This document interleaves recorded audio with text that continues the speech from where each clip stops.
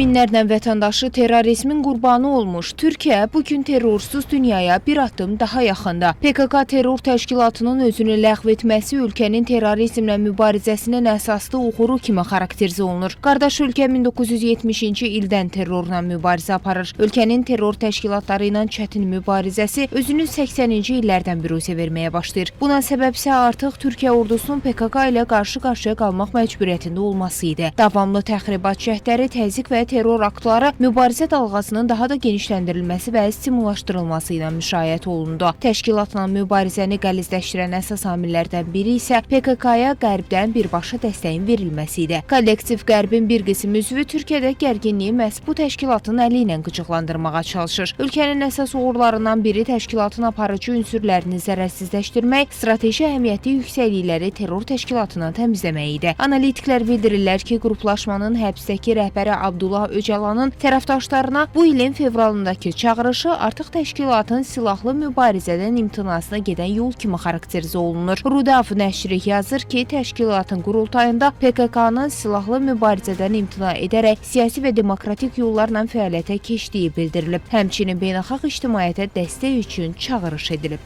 PKK bir silah terör örgütüdür ve silahlarını devlete teslim etmek ve faaliyetlerini sonlandırmak zorundadır. Bu mecburiyeti gördüğünden dolayı PKK bu aşamaya girmiştir. Türkiye Cumhuriyeti Devleti PKK'nın talepleri olarak değil ama her bir vatandaşının değerli, kıymetli olduğunu göz önünde bulundurarak bundan sonraki aşamalarda bunlara daha fazla dikkat edilecek.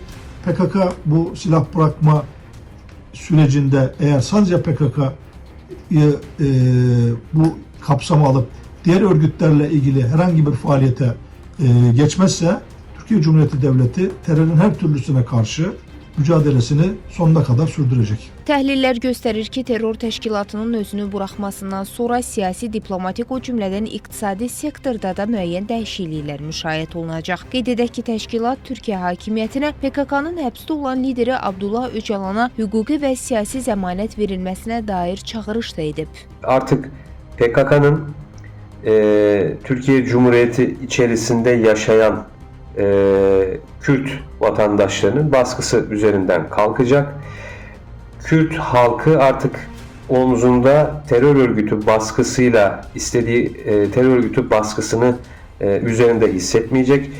Türkiye Cumhuriyeti ekonomik anlamda kalkınmayla ilgili önemli